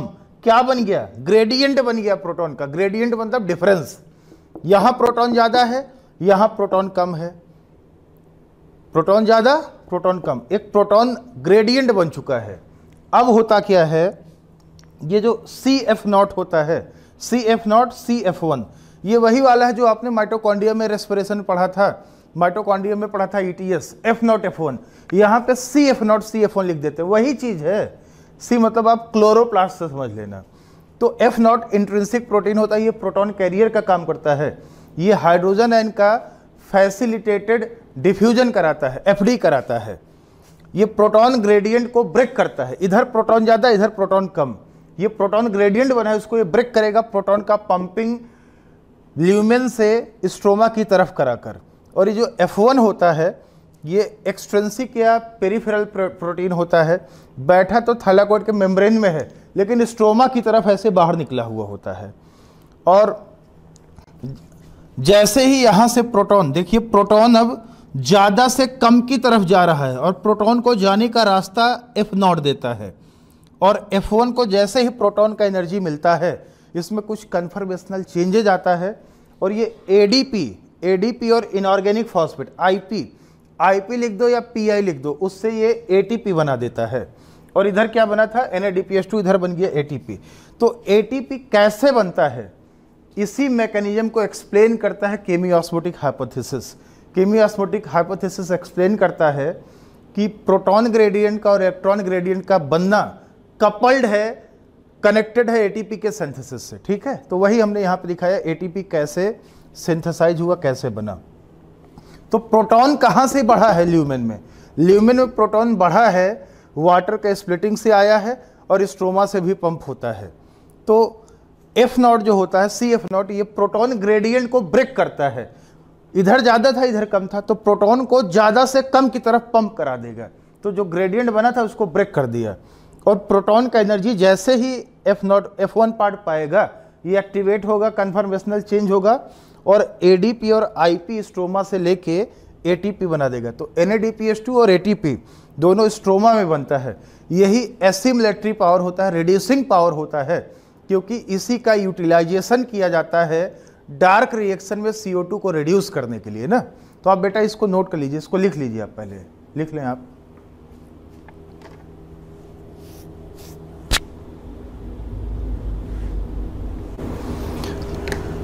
तो यहाँ पे ध्यान देना बेटा लोग, आप सभी लोग, यहाँ पे हमने लिखा है अभी आपने देखा लाइट रिएक्शन से क्या मिला, ATP और NADPH2। ATP और NADPH2 जो लाइट रिएक्शन में मिलता है, ये दोनों बोथ आर रिड्यूसिंग या एसिमिलेटरी पावर्स। इनको हम बोलते हैं रिड्यूसिंग या एसिमिलेटरी पावर बोला जाता है। ऐसा नाम क्यों दिया? क्योंकि इन दोनों का यूज होता है, बना तो लाइट रिएक्शन में है। ये लाइट रिएक्शन के both are main products of light reaction, दोनों लाइट रिएक्शन के मेन प्रोडक्ट्स हैं। इनका यूज होता है डार्क रिएक्शन में for the reduction of CO2 के रिडक्शन में या एसिमिलेशन में होता है, इसलिए इनका नाम है रिड्यूसिंग पावर्स या एसिमिलेटरी पावर्स। बने हैं लाइट रिएक्शन में लेकिन यूज होंगे डार्क रिएक्शन में CO2 के रिडक्शन में, तभी तो कार्बोहाइड्रेट बनेगा। तो बोथ आर रिड्यूसिंग या एसिमिलेटरी पावर्स, ये मेन प्रोडक्ट है लाइट रिएक्शन का। और अभी आपने देखा जो ऑक्सीजन निकला था, ऑक्सीजन इज बाई प्रोडक्ट वो तो एटमॉस्फेयर में चला गया ना, तो ऑक्सीजन बाई प्रोडक्ट होता है। ATP और NADPH2 मेन प्रोडक्ट होता है लाइट रिएक्शन का, ऑक्सीजन बाई प्रोडक्ट है। अगला हेडिंग है डार्क, लाइट रिएक्शन कंप्लीट हो चुका है। अगला हेडिंग है डार्क रिएक्शन। डार्क रिएक्शन को ही बोलते हैं बायोसिंथेटिक फेज या ब्लैकमैन्स रिएक्शन, या इसे ही बोलते हैं स्ट्रोमा रिएक्शन। ठीक है, डार्क रिएक्शन। साइट क्या है? स्ट्रोमा। क्लोरोप्लास्ट में जो फ्लूइड पार्ट है स्ट्रोमा, वो इसका साइट है डार्क रिएक्शन का। ATP एंड NADPH2 ये जो बना था लाइट रिएक्शन में, ATP and NADPH2 synthesized during light reaction are utilized in dark reaction in the reduction of CO2 to synthesize carbohydrate। Light reaction में जो दो मेन प्रोडक्ट मिले थे ATP और NADPH2, इनका यहाँ पे यूटिलाइजेशन होगा, यूज होगा क्या करने के लिए? For the reduction of CO2 CO2 के रिडक्शन में यूज होगा, और CO2 के रिडक्शन से बनता है कार्बोहाइड्रेट। और कार्बोहाइड्रेट क्या है? बायोमोलिक्यूल है ना, बायोमोलिक्यूल का सिंथेसिस हो रहा है डार्क रिएक्शन में, इसलिए इसका नाम पड़ गया बायोसिंथेटिक फेज। क्योंकि बायोमोलिक्यूल का सिंथेसिस हो रहा है इसलिए इसका नाम पड़ गया बायोसिंथेटिक फेज। और बेटा ध्यान देना, ये जो टर्म डार्क रिएक्शन है, डार्क शब्द जो लिखा है ना, एक्चुअल में इट इज मिसनॉमर। मिसनॉमर मतलब गलत नाम दिया है। जैसे मान लो कोई बहुत लंबा आदमी है, कोई बहुत लंबा आदमी है, 6 फीट का है। जैसे मान लो अमिताभ बच्चन है, वो 6 फीट से ज़्यादा है, बहुत लंबे हैं। अब उनके घर का नाम छोटू अगर हो, छोटू, तो ये सही नाम है कि मिसनॉमर है? गलत नाम दिया है ना। लंबाई तो 6 फीट से ज़्यादा है, नाम है छोटू, ये तो गलत हो गया ना। लंबाई तो 6.5 फीट के आसपास में है, नाम है छोटू, तो ये मिसनॉमर हो गया। ऐसे ही ये जो डार्क रिएक्शन शब्द लिखा है, डार्क रिएक्शन में जो डार्क शब्द लिखा है ये गलत है, थोड़ा सा मिसनॉमर है। क्योंकि डार्क रिएक्शन अंधेरे में थोड़ी ना होता है, इट डज नॉट ऑपरेट्स या अकर्स इन डार्कनेस। ये डार्कनेस में नहीं होता, अंधेरे में नहीं होता। तो डार्क शब्द जो यूज हुआ है ये सही नहीं है, मिसनॉमर है। तो ये डार्क रिएक्शन शब्द, डार्क शब्द जो यूज हुआ है, इसका मतलब ये डज नॉट ऑपरेट्स या occurs in darkness, rather direct presence of light is not required. Light का डायरेक्ट प्रेजेंट होना ये जरूरी नहीं है। तो इसका मतलब ये थोड़ी ना हुआ कि अंधेरे में होता है, डायरेक्टली लाइट का प्रेजेंस होना जरूरी नहीं है। तो ये डार्क शब्द मिसनॉमर है। इसका सही नाम क्या होना चाहिए था? एक बार बताइए, डार्क रिएक्शन में क्या होता है? लाइट रिएक्शन के जो दो प्रोडक्ट्स थे ATP और NADPH2, उनका यूटिलाइजेशन यहाँ होगा, बने थे वहाँ पे, यूटिलाइजेशन यहाँ पे होगा CO2 के रिडक्शन में। और जब CO2 का रिडक्शन होगा तो कार्बोहाइड्रेट बनेगा ना। तो CO2 का रिडक्शन डिपेंड करता है ATP और NADPH2 के ऊपर, which are the products of light reaction, so that it should be named as, या it should have named as light promoted reaction. Light reaction के ही प्रोडक्ट्स इसको प्रमोट कर रहे हैं ना, CO2 का रिडक्शन करा रहे हैं, तो इसका नाम लाइट प्रमोटेड रिएक्शन होना चाहिए। ठीक है, या फिर लाइट इंडिपेंडेंट रिएक्शन होना चाहिए था। ध्यान देना, लाइट प्रमोटेड रिएक्शन या लाइट इंडिपेंडेंट रिएक्शन होना चाहिए था। ध्यान देना, लाइट प्रमोटेड या लाइट इंडिपेंडेंट रिएक्शन। तो देखिए, term dark reaction is misnomer, it does not operates या अकर्स इन डार्कनेस, ये लिखा है ना। Rather direct presence of light is not required. ठीक है, तो actually it should be named as light promoted reaction. Bracket में लिखा है बिकॉज प्रोडक्ट्स प्रोडक्ट्स जैसे एटीपी और NADPH2 of light reaction required, light reaction के जो प्रोडक्ट्स हैं उन्हीं का यूटिलाइजेशन तो हो रहा है इसको कराने में ना। So it should be named as light promoted reaction या लाइट इंडिपेंडेंट रिएक्शन हम बोल सकते हैं। इसका मतलब ये थोड़ी है कि डार्कनेस में हो रहा है। और एक चीज ध्यान देना, C3 cycle operates in all the plants of biosphere, चाहे वो C4 प्लांट हो या कैम प्लांट्स हो, but C4 cycle does not operate in C3 plants. Thus, C3 plants are the ancestor of all land plants. ध्यान देना, आपने plant kingdom में पढ़ा था एल्गी, एल्गी में याद है हमने बताया था green algae, green algae are the ancestor of all land plants. जितने भी लैंड प्लांट्स हैं सबके एंसेस्टर ग्रीन एल्गी हैं। और एल्गी C3 प्लांट्स होते हैं बेटा, ध्यान देना, एल्गी C3 प्लांट्स होते हैं और एल्गी से ही सारे प्लांट आए हैं, कैम प्लांट्स, C4 प्लांट्स। इसका मतलब C3 plants are ancestor of all the plants. C3 plant में C3 साइकिल चलता है, ठीक है, C3 प्लांट में C3 साइकिल चलता है और वही साइकिल हर एक प्लांट में चलता है। C4 प्लांट है, C4 प्लांट में C4 साइकिल चलता ही है, साथ में C3 साइकिल भी चलता है। कैम प्लांट में भी C3 साइकिल चलता है। इसका मतलब C3 साइकिल दुनिया के हर एक प्लांट में चलता है, कोई भी प्लांट हो वो। इसका मतलब है C3 plants are the ancestor of all the land plants. जितने भी लैंड प्लांट्स हैं सबके एंसेस्टर हैं C3 प्लांट्स, क्योंकि C3 साइकिल दुनिया के हर एक प्लांट में चलता है। ध्यान देना, दुनिया के हर एक प्लांट में C3 साइकिल चलता है। C4 प्लांट में भी C3 साइकिल चलता है, लेकिन C4 साइकिल C3 प्लांट्स में नहीं चलता है। तो किससे कौन आया? C3 प्लांट से C4 आया है, C4 से C3 नहीं आया है बेटा, ध्यान देना। ये आप नोट कर लीजिए, इसको आप लिख लीजिए।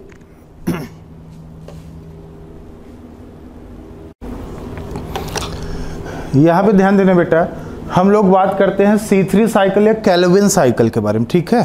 C3 साइकिल या Calvin cycle, dark reaction start हो चुका है। डार्क रिएक्शन में आपको पता है कि ATP और NADPH2 का यूज करके CO2 का रिडक्शन करना, जिससे ATP का क्या हो, सिंथेसिस हो, ठीक है, जिससे कार्बोहाइड्रेट का सिंथेसिस हो, यही होना है। तो C3 साइकिल या कैल्विन साइकिल, जो C3 साइकिल या कैल्विन साइकिल है, operates in all the plants of biosphere. दुनिया में जितने भी प्लांट्स हैं सब में C3 साइकिल जरूर ऑपरेट होता है। और ये जो C3 साइकिल या कैल्विन साइकिल है, given by Melvin kelvin, kelvin scientist का नाम था मेल्विन केल्विन, एक साइंटिस्ट था मेल्विन केल्विन, उसने दिया था by using radio active isotope of carbon. Carbon का रेडियो एक्टिव आइसोटोप यूज किया, कार्बन 14 का यूज किया। कार्बन मतलब जो CO2 का कार्बन होता है उसका 14, ये कार्बन 14 आइसोटोप था इन एल्गल फोटोसिंथेसिस। एक्चुअल में ये जनाब फोटोसिंथेसिस का स्टडी कर रहे थे एल्गी के ऊपर। एल्गी कौन सा था? क्लोरेला था। और जो क्लोरेला होता है बेटा, क्लोरेला जो होता है ये एल्गी है, ये C3 प्लांट है। हम बताए थे ना, most of the algae are C3 plants, ये C3 प्लांट है। तो इसमें फोटोसिंथेसिस का स्टडी कर रहे थे कार्बन 14 का यूज करके। तो इन्होंने देखा कि एल्गी में फोटोसिंथेसिस का स्टडी कर रहे थे, इन्होंने देखा जब CO2 का रिडक्शन होता है, CO2 का फिक्सेशन होता है, रिडक्शन या फिक्सेशन बात एक ही है। तो इन्होंने देखा जब CO2 का रिडक्शन हुआ, फिक्सेशन हुआ, तो जो सबसे पहला स्टेबल प्रोडक्ट बना, सबसे पहला फर्स्ट स्टेबल प्रोडक्ट जो बना C3 साइकिल का, उसका नाम था 3PGA। 3PGA का मतलब 3 फॉस्फोग्लिसरिक एसिड, ये बना। और ये जो 3 फॉस्फोग्लिसरिक एसिड बना था, इसमें 3 कार्बन थे, इट हैज 3 कार्बन्स, इसलिए नाम पड़ गया C3। C3 मतलब 3 कार्बन, 3 कार्बन का सबसे पहला प्रोडक्ट था CO2 फिक्सेशन के बाद का, इसलिए नाम पड़ गया C3 साइकिल। और इनिशियल या प्राइमरी कार्बन एक्सेप्टर कौन था? ध्यान देना, इनिशियल या प्राइमरी CO2 एक्सेप्टर कौन होता है C3 साइकिल का? इंपॉर्टेंट है, ध्यान देना। इन C3 साइकिल या कैल्विन साइकिल इनिशियल या प्राइमरी CO2 एक्सेप्टर होता है RUBP। ध्यान देना, इनिशियल या प्राइमरी CO2 एक्सेप्टर मॉलिक्यूल का नाम है RUBP। RUBP जो होता है, पूरा नाम है इसका राइबोलोज 1,5 बिसफॉस्फेट। इसमें 5 कार्बन होता है, मतलब ये पेंटोज शुगर है, इट हैज 5 कार्बन, ये पेंटोज शुगर है। और पेंटोज में भी एक कीटोज होता है, इसमें ये ग्रुप होता है कीटोज, तो ये कीटोज शुगर होता है, ये याद रखना आप लोग, ठीक है। और steps in C3 cycle. C3 cycle में 3 स्टेप इन्वॉल्व है, कार्बोक्सिलेशन, रिडक्शन और रीजनरेशन, 3 स्टेप इन्वॉल्व है। कार्बोक्सिलेशन जो होता है मोस्ट इंपॉर्टेंट या crucial step of C3 cycle. जो कार्बोक्सिलेशन होता है बेटा, ये C3 साइकिल का सबसे इंपॉर्टेंट स्टेप है। और ये स्टेप जो होता है कैटेलाइज्ड बाय रुबिस्को एंजाइम। एक एंजाइम होता है रुबिस्को एंजाइम।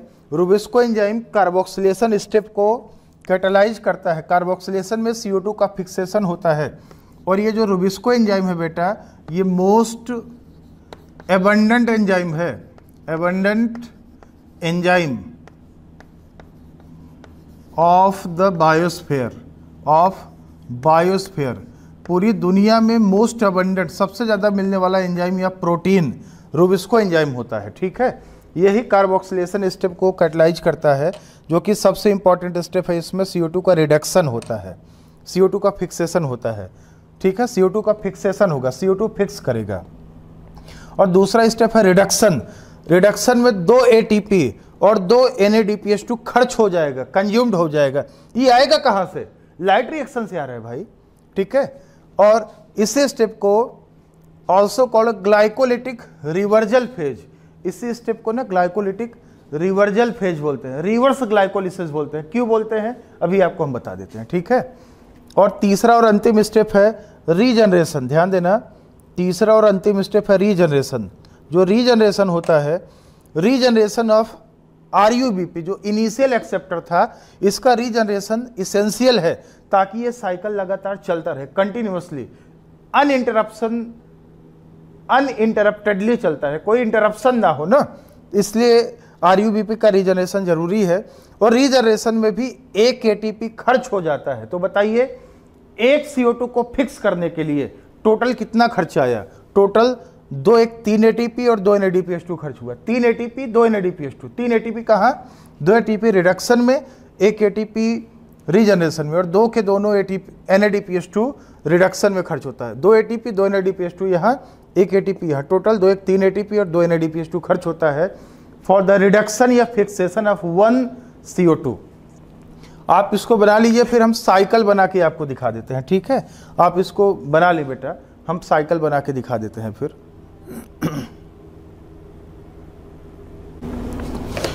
तो यहाँ पे बेटा ध्यान देना, यहाँ पे हमने केल्विन साइकिल या C3 साइकिल दिखा रखा है। ठीक है, केल्विन साइकिल या C3 साइकिल का डायग्राम हमने दिखा रखा है। तो ये RUBP है। RUBP जो होता है बेटा, ये इनिशियल CO2 एक्सेप्टर है। RUBP जो होता है ये है इनिशियल CO2 एक्सेप्टर। शुरू में यही CO2 को एक्सेप्ट करता है। तो एटमॉस्फेयर से देखिए CO2 आया है, वाटर के साथ में आया है।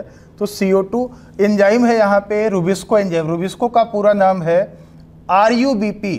RUBP carboxylase oxygenase.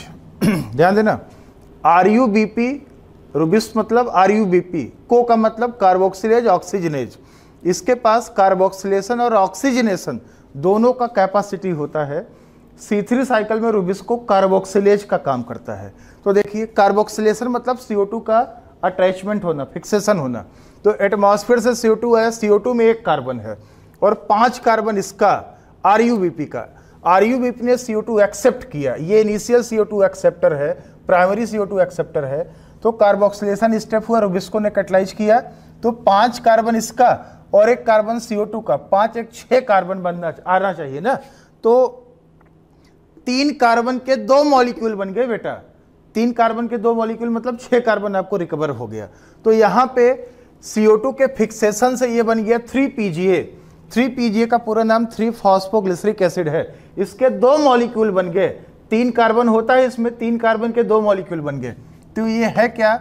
ये फर्स्ट स्टेबल प्रोडक्ट है, stable product of C3 cycle, product of C3 cycle. ये C3 साइकिल का सबसे पहले स्टेबल प्रोडक्ट है। इसमें 3 कार्बन है, इसलिए नाम पड़ गया C3 का साइकिल इसलिए पड़ गया। अब ये जो 3PGA है, सेकंड स्टेप है रिडक्शन। रिडक्शन को हम रिवर्स ग्लाइकोलिसिस भी बोलते हैं, ग्लाइकोलिटिक रिवर्जल फेज भी बोलते हैं। इसमें 3PGA से बेटा बीच में कई सारे स्टेप इन्वॉल्व होते हैं इंटरमीडिएट। 3PGA से बनता है 3PGALD। 3PGALD का मतलब पूरा नाम 3-फॉस्फोग्लिसरल्डिहाइड, ये बन जाता है। इसमें भी ना 3 कार्बन होता है। एनसीईआरटी में सीधे लिख दिया है ट्रायोज फॉस्फेट। 3 कार्बन का सुगर है इसलिए बोल दिया ट्रायोज, और इसमें फॉस्फेट ग्रुप भी है इसलिए नाम पड़ गया ट्रायोज फॉस्फेट। तो देखिए 3-फॉस्फोग्लिसरल्डिहाइड, ये 3 कार्बन का सुगर है, ये मेन प्रोडक्ट है C3 साइकिल का। इसी का यूज होता है, used for starch and sucrose synthesis. इसी का यूज स्टार्च है, सुक्रोज है, ग्लूकोज है, ये सब बनाने में किया जाता है। ट्रायोज फॉस्फेट से ही ग्लूकोज वगैरह बनता है ना, तो कार्बोहाइड्रेट बनता है इसी से।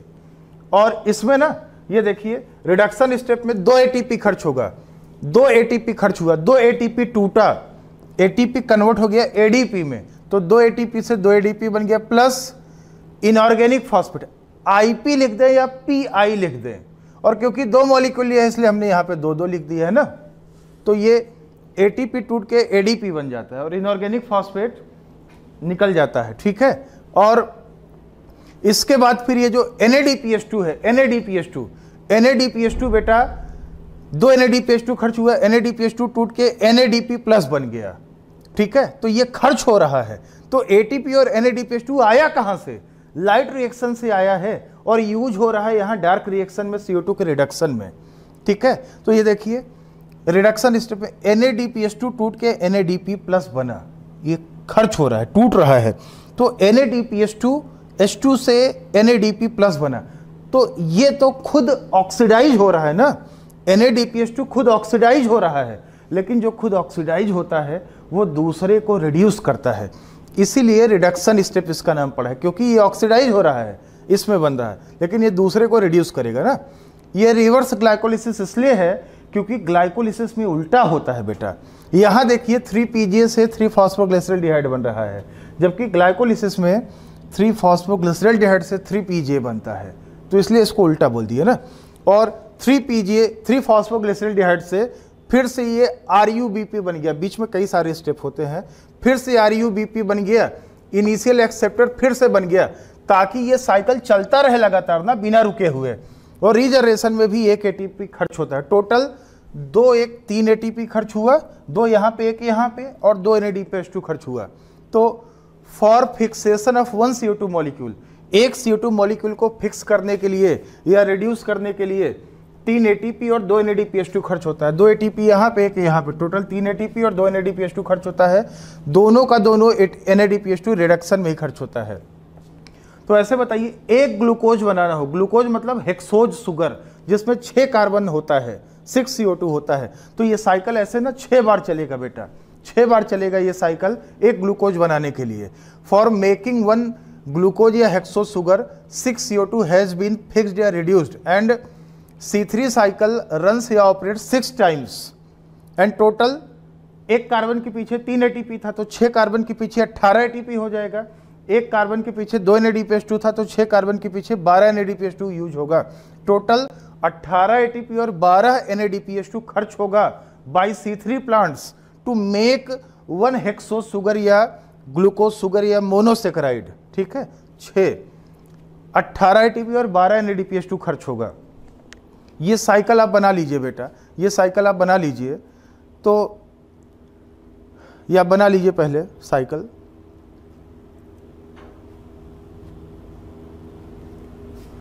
बेटा यहाँ पे ना हम आपको एग्जाम्पल्स बता देते हैं, एग्जाम्पल्स हम आपको बता देते हैं। किसके एग्जाम्पल्स?